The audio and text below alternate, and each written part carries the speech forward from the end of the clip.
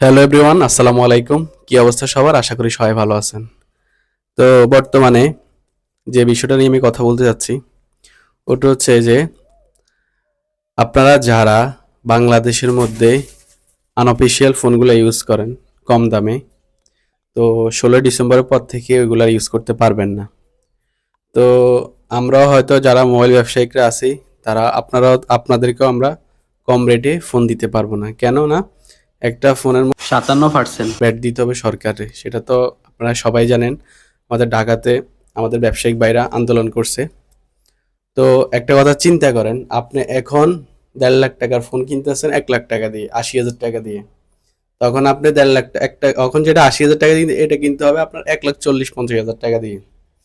আসলে আমার বাংলাদেশের মধ্যে আপনার যেসব দামি দামি ফোন ডিভাইসগুলা আপনি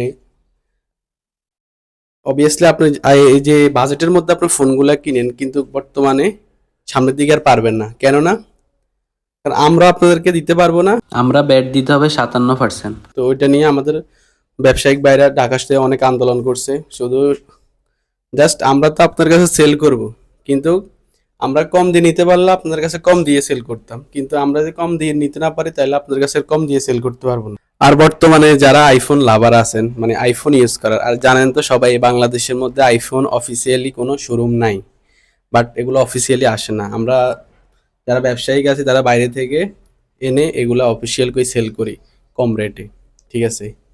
তো আপনারা আর কম রেটের মধ্যে আইফোনগুলো কিনতে পারবেন না, আমরা আপনাদেরকে দিতে পারবো না।